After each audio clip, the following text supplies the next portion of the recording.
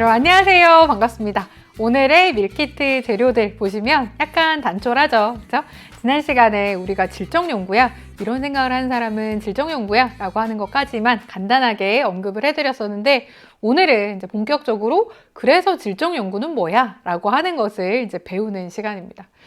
그럼 선생님이 개인적으로 굉장히 좋아하는 책 한 구절을 보고 이제 넘어갈 텐데요.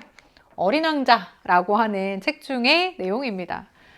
보면 이런 게 나와요. 어른들은 숫자를 좋아한다. 새 친구에 대해서 말할 때 본질적인 것에 대해서 물어보는 경우는 없다. 어른들은 그 목소리는 어때? 어떤 놀이를 좋아해? 나비는 좋아하니? 뭐 이런 것들을 절대로 이제 말을 하지 않고요. 대신에 걔 몇 살이야? 형제는 몇이나 돼? 몸무게는 얼마니? 아버지 수입은 얼마니? 뭐 이런 것들을 물어본다라는 거죠. 그래야만 어른들은 그 애를 속속들이 알게 되었다라고 생각을 합니다. 그래서 어른들한테 장밋빛 벽돌로 지은 예쁜 집을 봤어요. 그 집에 창문에는 제라늄이 있고요. 지붕에는 비둘기가 있고요. 라고 얘기하면 어른들은 뭐야? 그 집 뭐야? 와닿지 않죠? 그런데 그들에게는 10만 프랑짜리 집을 봤어요. 라고 하면 우와 멋진 집이구나 라고 이제 얘기를 한다라는 겁니다. 지금 이 글에서 볼 때 어린 왕자가 생각하는 사실 이제 어른의 입장에서 보면 어른이 다 그렇다라고 하는 건 이제 아닐 텐데 이 글에 나타난 어른들이 가지는 연구 태도가 뭘까요? 연구 태도가 우리가 지난 시간에 배운 양적 연구입니다. 양적 연구. 그죠? 수치가 중요해. 수치로 사람을 할 수 있어. 이렇게 생각을 하는 거고요. 근데 어린 왕자는 여기에 동의하지 않죠? 이게 정말 본질적인 거냐? 잠깐 보시면 본질적인 거냐? 이거 가지고는 그 친구에 대해서 사람에 대해서 제대로 알 수 없다라고 얘기를 하고 있습니다. 그래서 어린 왕자와 같이 생각하는 사람들인 질적 연구를 추구하는 사회과학자들은 그래서 어떻게 연구를 하느냐라는 것을 이제 오늘 살펴볼 겁니다. 자, 우리는 어디쯤에 와 있다고요? 대단원 1단원에 중단원 2단원 그 중에서 이제 연구 방법 마무리하는 이제 두 번째 시간입니다. 자, 지금 어린 왕자가 이제 사회과학자로 이제 얘기를 한다면 질적 연구의 입장에 조금 더 가까운 것일 텐데 어떤 생각을 하느냐? 과연 그래서 질적 연구는 뭐냐라는 것을 살펴볼 텐데요. 질적 연구는 양보다는 질이 중요하다 이렇게 생각을 하시면 될 것 같습니다. 그리고 이 아이는 이제 해석적인 연구 방법이다 라고 하는 얘기를 하는데 해석이다 라고 하는 것은 사물을 살펴볼 때에 우리가 수치와 계량화로서 이제 설명하는 것이 아니라 분석하는 것이 아니라 의미를 해석하는 거다 이렇게 생각하면 편할 것 같아요. 그래서 이 아이들의 의미는 연구자가 직관적인 통찰을 통해서 사회문화 현상 자체의 의미를 이해하고 해석하는 방법이다 라고 얘기를 해서 여러분이 이 연구 방법에서 어려워하는 것은요. 직관적 통찰이란 뭐냐? 이걸 어려워하더라고요. 설명을 보시면 자 현상에 대한 체계적이고 계량화된 분석이 아니라 이런 계량화된 분석은 뭐예요? 우리가 질적 연구가 아니라 양적 연구에서 쓰는 거였잖아요. 그렇죠? 이런 게 아니라 연구자의 지식과 판단 능력에 의존하여서 감각적으로 현상의 의미를 파악하는 거다라고 해서 여러분들 헷갈리지 마셔야 될 게 직관적 통찰이다 라고 얘기를 하면 이것을 여러분이 직감, 그죠? 그 다음에 이걸 뭐 다르게 표현하면 육감. 사실 이제 옛날에 영화가 엄청 유명해가지고 그 다음부터는 육감이란 말은 잘 안 쓰고 식스 센스 이렇게 이제 우리나라에서 얘기를 하는 것 같은데 이런 거랑은 다릅니다. 얘네는 진짜 이제 우리가 이제 말 그대로 식스 센스, 육감 뭐 이렇게 얘기를 하는데 지금 해석적 연구 방법도요. 여러분 요거 정신을 잘 차리셔야 됩니다. 우리가 양적 연구든 질적 연구든 일단 누가 방법론으로서 쓰는 거냐면 사회 과학자가 쓰는 겁니다. 그럼 과학자는 경험적인 자료를 씁니다. 그죠? 그렇기 때문에 경험, 오감에 의해서 내가 증명할 수 있는 것들, 지각할 수 있는 것들을 활용하지 이것이 아닌 다른 방법으로 할 수 있는 것들은 사용하지 않습니다.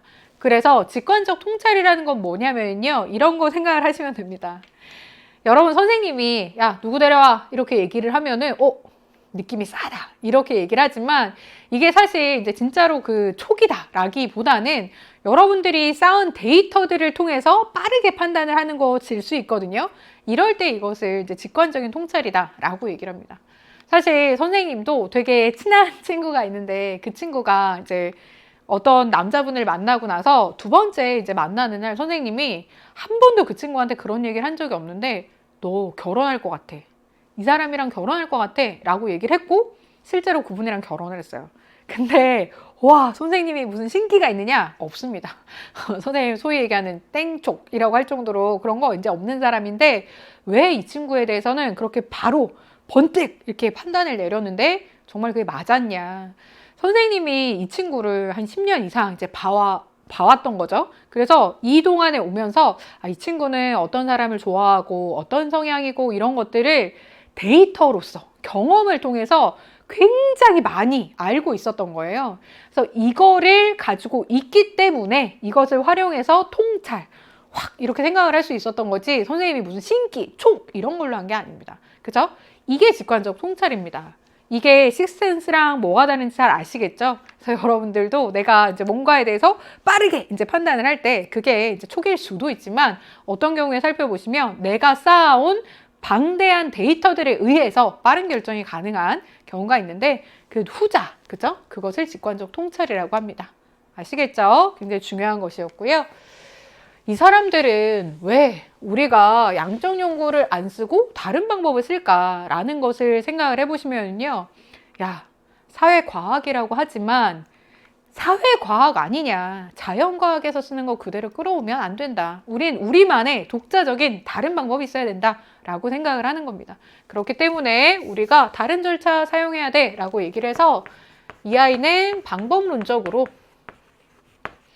이원론을 사용한다라고 얘기를 합니다. 그래서 해석적 연구 방법은 이원론이라고 얘기를 합니다. 이원론이다, 질적 연구다, 해석적 연구다 같은 것을 지칭한다라고 아시면 되겠고요. 자, 왜 독자적인 연구 방법이 필요하다라고 생각을 하느냐 또 살펴보시면은요. 사회 문화 현상이 정말 자연과학처럼 객관적일까? 아니다라고 하는 데에서 이제 출발을 하는 겁니다. 결국 이 현상이라는 것은 주체가 되는 인간의 의지가 들어가는 것이기 때문에 굉장히 주관적인 현상들이다라고 얘기를 하고요. 자, 그렇기 때문에 우리가 사회문화 현상의 본질을 이해하려면 야, 이거 수치가 이래. 이건 법칙이야. 이렇게 얘기를 하는 게 아니라 내가 사회문화 현상에 들어있는 동기와 의미를 심층적으로 해석하고 이해해야 된다. 무엇을 통해서? 연구자의 경험과 지식, 상상력을 통해서 그렇다라고 얘기를 합니다. 그래서 양적 연구와 질적 연구는 아예 이제 입장이 다른 것이 질적 연구에서는 야, 사회문화 현상에 대해서 수치화가 정말 가능하냐? 너희는 가능하다고 하지만 나는 그것이 가능한지 잘 모르겠다. 그리고 너네처럼 이렇게 수치화를 하더라도 그게 진짜 의미가 있는지 잘 모르겠다라는 입장입니다. 지난 시간에 우리가 양적 연구의 한계에 대해서 말씀을 드리면서 사랑의 마음을 이제 표현해보자. 야, 1부터 100까지일 때 너의 마음이 얼만큼이야? 라고 얘기했을 때 누가 나는 100이야! 라고 얘기를 했을 때 100이라고 한 사람들의 실질적인 마음이 다 같을 것이냐?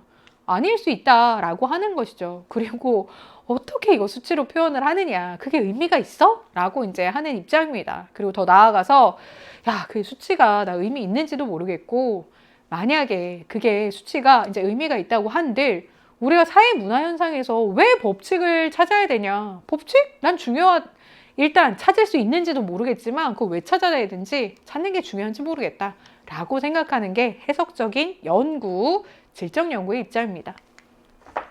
그래서 이 아이들도 이제 연구를 합니다. 그런데 방법이 많이 다르죠. 일단 연구 주제를 설정하는 단계는 똑같습니다. 그런데 이 아이들은 방금 뭐라고 말씀드렸어요? 야, 수치와 계량화 중요한지도 모르겠고 법칙화하는 거 중요한지도 모르겠다라고 하기 때문에 내가 미리 생각하는 법칙, 가설을 아예 안 세웁니다. 가설 설정 단계 없고 바로 연구 설계로 들어갑니다. 그럼 연구 설계에서는 어떤 거 합니까? 조사 대상 그리고 조사 방법. 우리가 주로 이제 조사 방법이다라고 얘기할 때에는요, 다음 시간에 선생님이랑 배우는 자료 수집 방법 중에서 무엇을 선택할 거냐, 요거를 이제 설계 때 결정을 합니다. 그래서 이런 것들 얘기를 하고요. 자, 그 다음에 보시면 자료를 수집합니다. 야, 이런 거 사용해서 자료 모을 거야 라고 얘기한 다음에 그냥 수집을 하는 거죠. 편하죠. 그래서 자료 수집을 하게 되는데 이때에는 양적 연구랑 구체적인 내용은 좀 다르죠. 그쵸?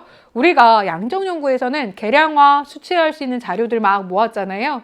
근데 이 아이들은 그런 거 안 중요합니다. 안 중요해서 그럼 뭘 자료로서 살펴보느냐? 비공식적인 문서 등을 통한 이제 심층적인 자료다라고 얘기를 하는데 여기 한번 보겠습니다. 일기나 편지, 낙서, 대화록, 관찰 일지 등 사적인 차원에서 기록되거나 제작된 자료를 활용한다라고 하는 거죠.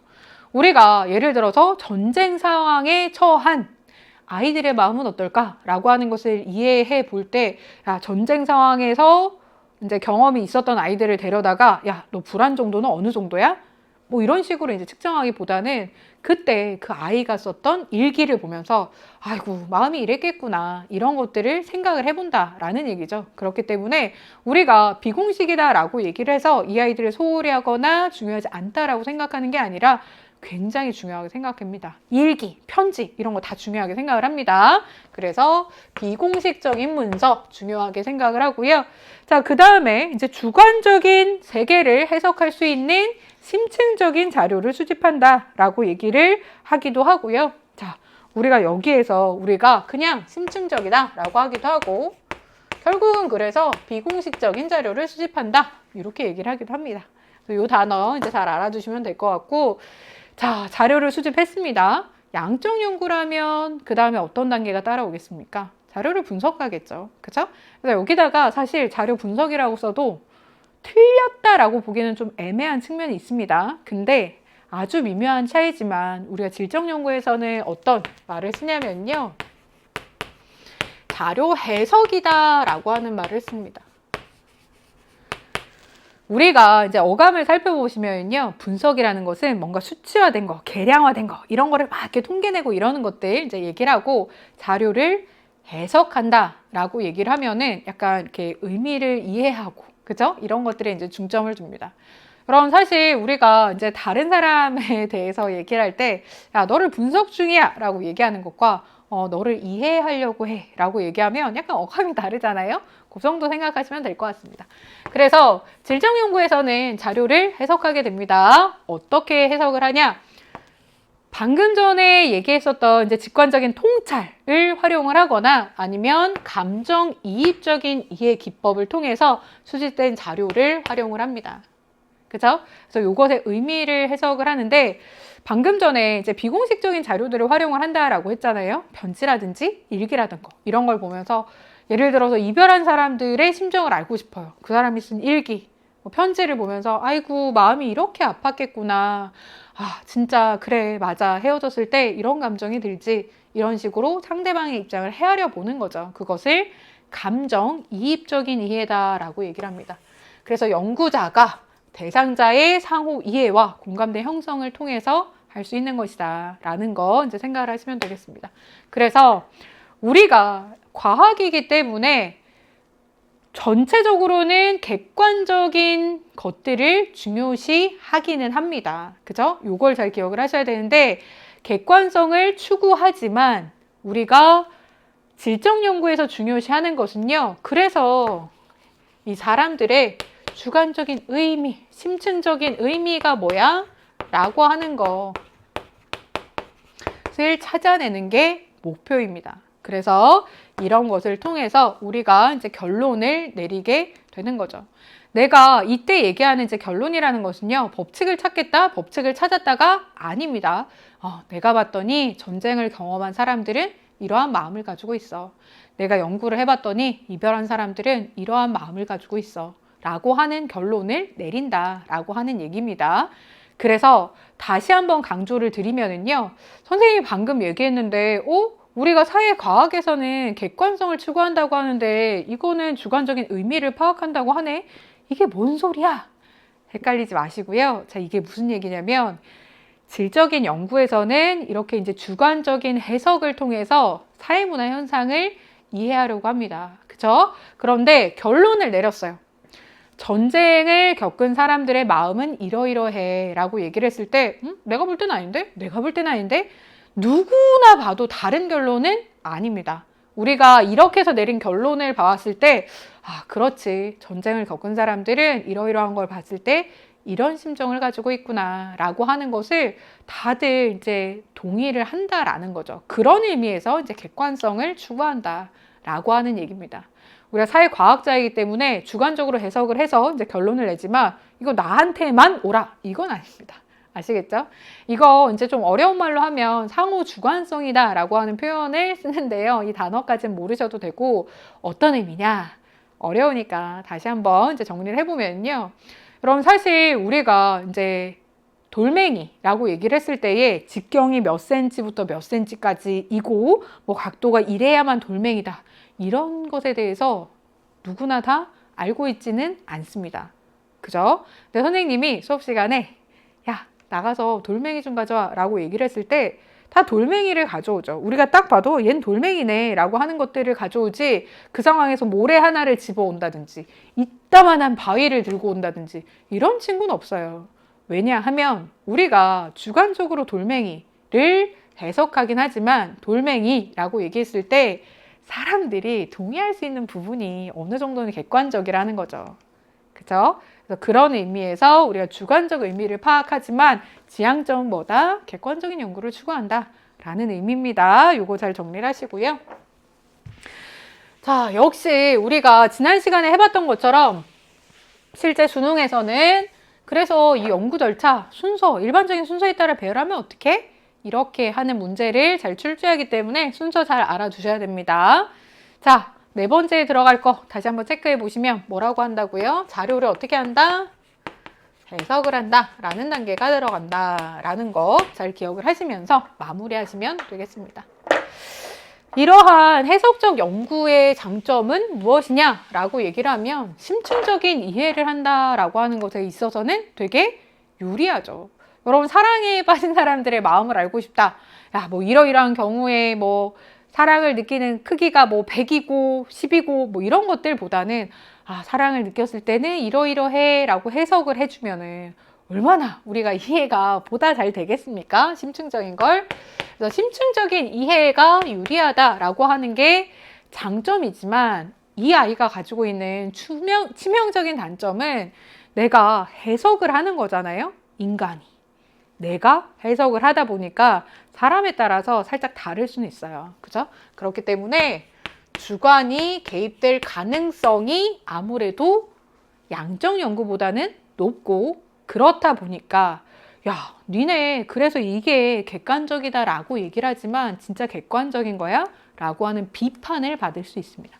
그래서 우리가 객관성과 타당성에 대해서 문제제기가 될 수도 있다 라고 하는 것이고 자, 지금 우리가 이걸 보니까 사람들이 이렇더라 라고 하는 어느 정도의 결론은 내잖아요. 그쵸? 근데 질적 연구의 경우에는 뒤에서 보시겠지만 내가 수집할 수 있는 자료가 진짜 조금 양적 연구에 비해서 적거든요. 예를 들어서 내가 전쟁을 겪은 사람들의 일기를 읽어봤다. 읽어봤자 이거를 내가 수천 건을 읽을 수는 없을 것이고 사실은 100개나 모으기도 힘들 것이고 그쵸? 그렇기 때문에 사실 질적 연구의 경우에는 되게 사례가 적어요. 그렇다 보니까 야, 너 이렇게 조금인 사례들 많을 봐놓고서 이거 결론이라고 야, 전쟁을 겪은 사람들은 이래 이런 식으로 얘기할 수 있어? 이렇게 이제 비판을 할 수 있다라고 하는 게 단점이죠. 그래서 자, 빠르게 이제 두 가지를 정리를 한번 해보면은요.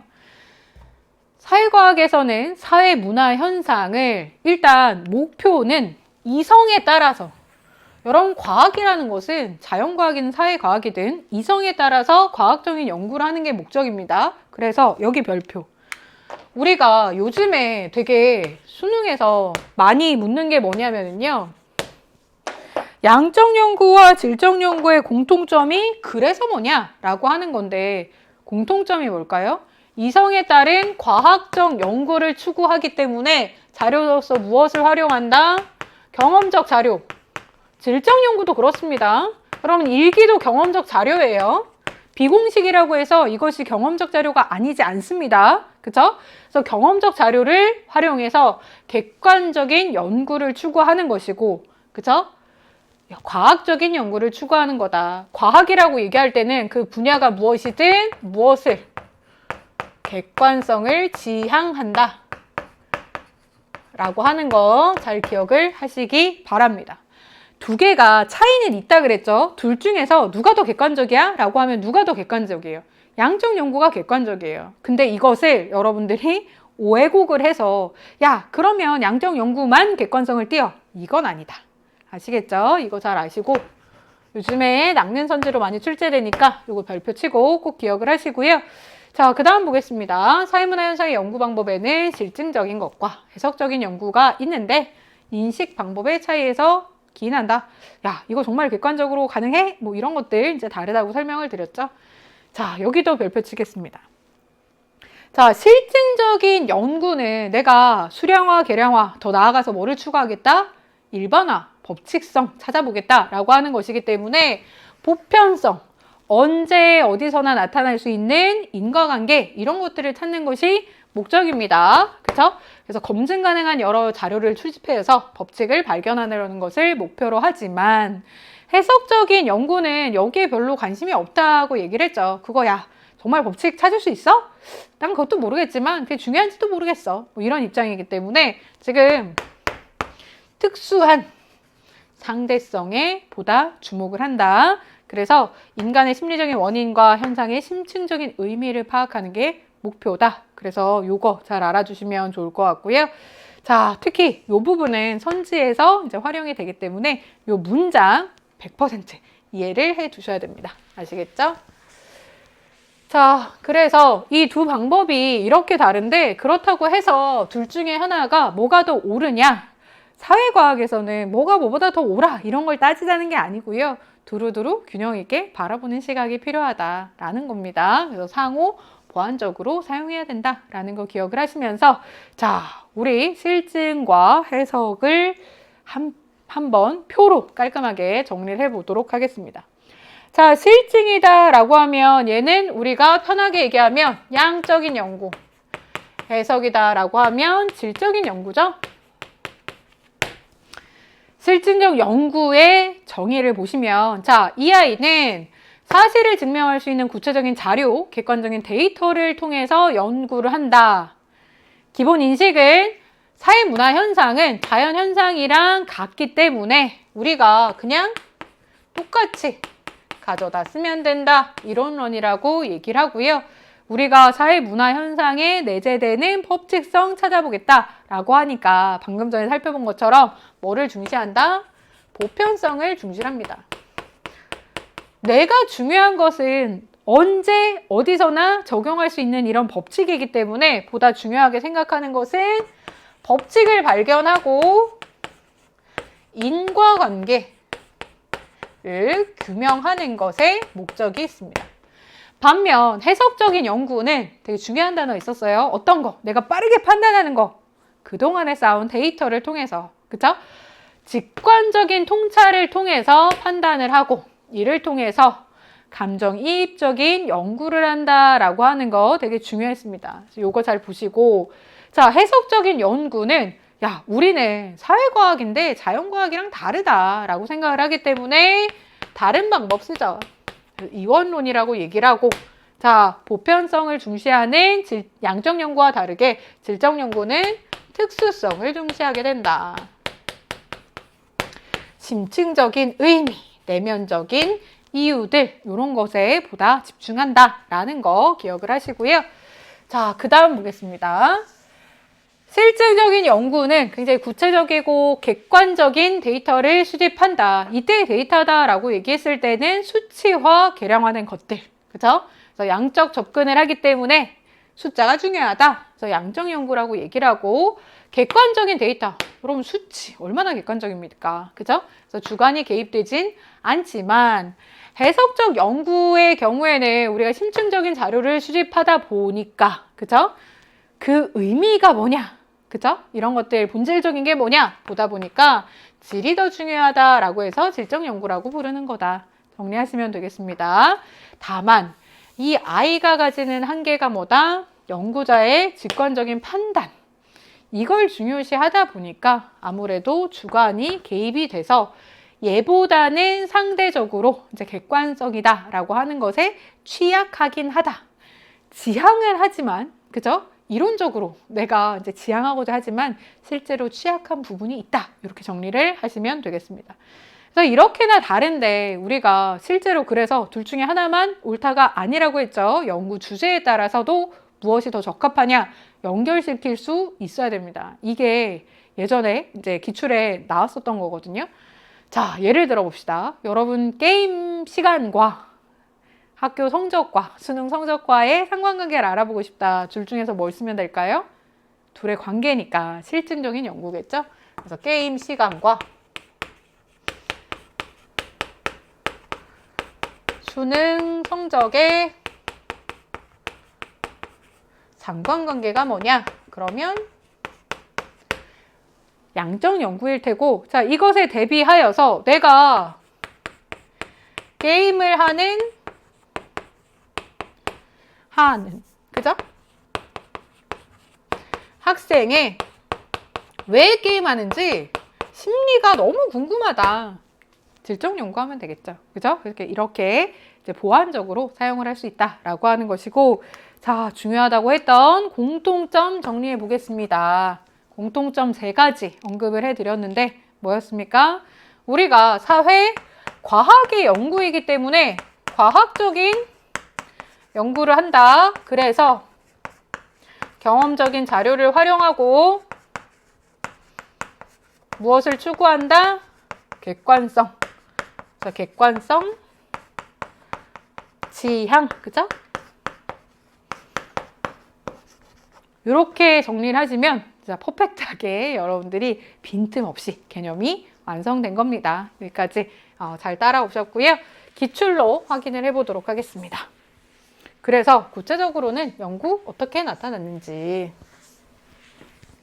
가를 한번 보겠습니다.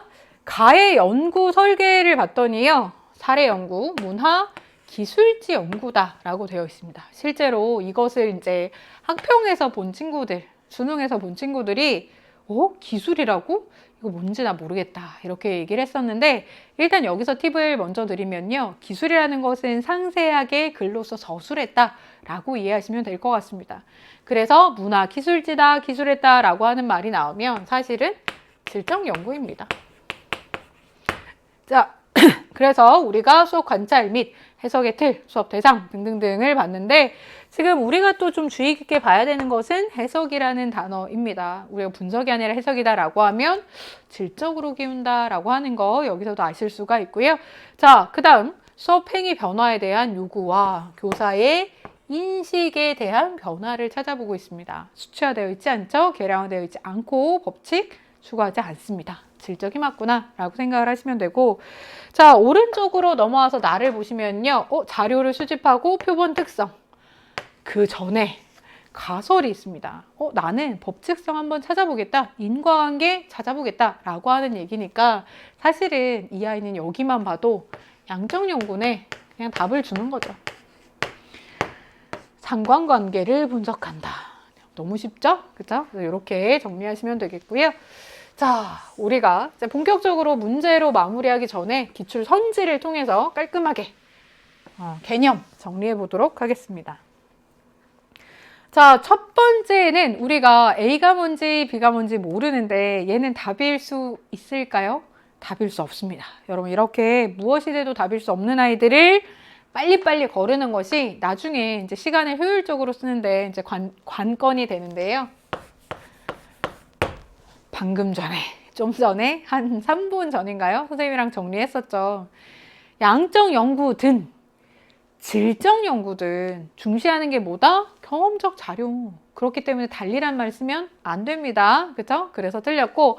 자, 두 번째 보시면 객관적이고 정밀한 연구.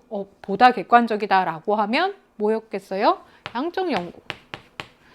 자, 그 다음이 살짝 어려우실 수 있어요. 결론의 재생 가능성이 낮다라고 얘기했는데 결론의 재생 가능성이라는 것은 얘는 내가 계속 반복해서 똑같은 결론을 만들어낼 수 있다라고 하는 거라서 똑같은 결론을 반복해서 어떻게 만들어내겠느냐.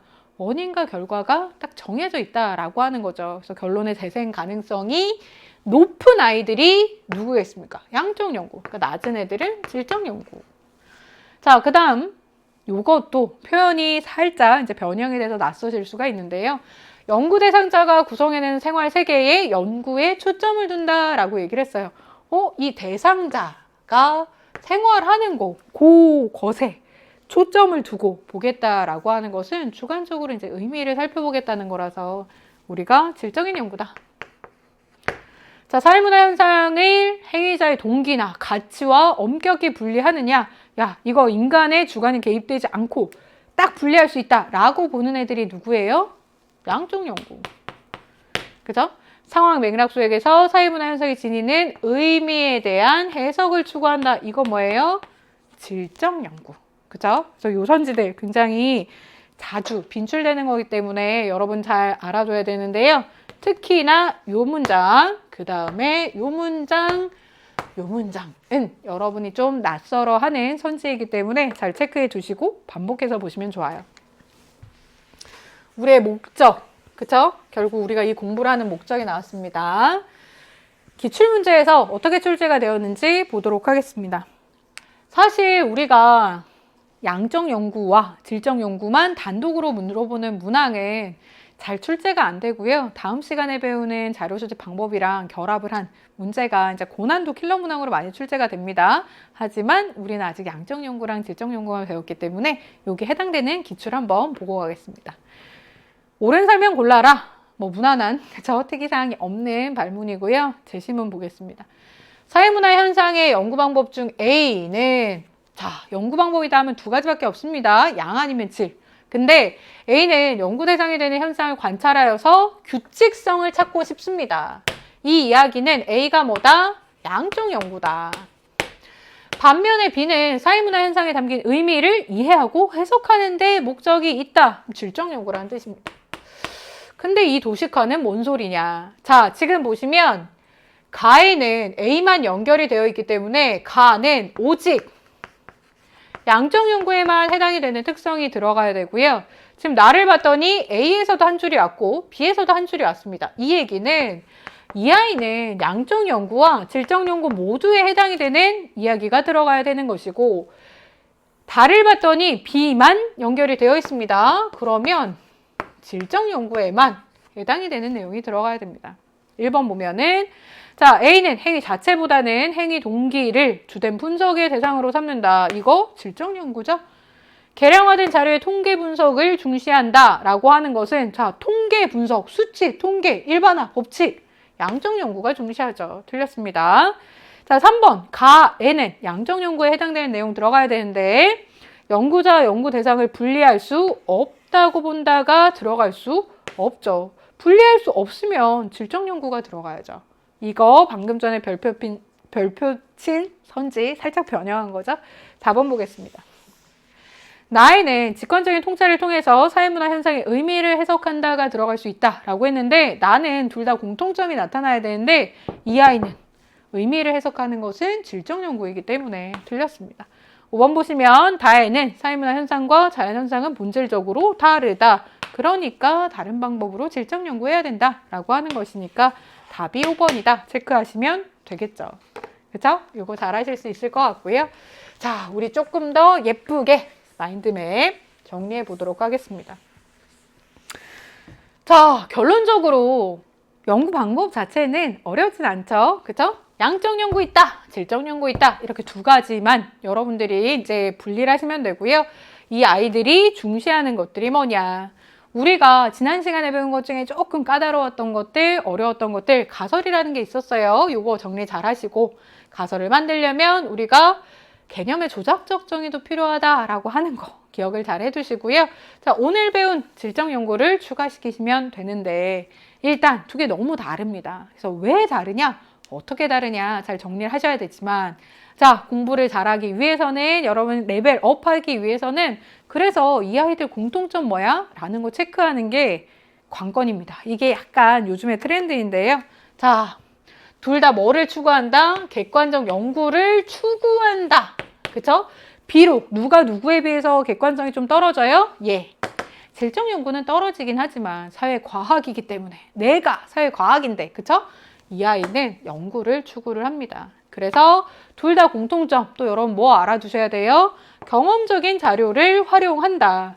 이거 실제로 많은 학생들이 질적 연구는 경험적 자료를 활용하지 않는다라고 생각을 하시는데 오개념입니다. 우리가 비공식적인 자료도 경험적인 자료입니다. 아시겠죠? 여기까지 정리하시면 뭐 완벽하다고 봅니다.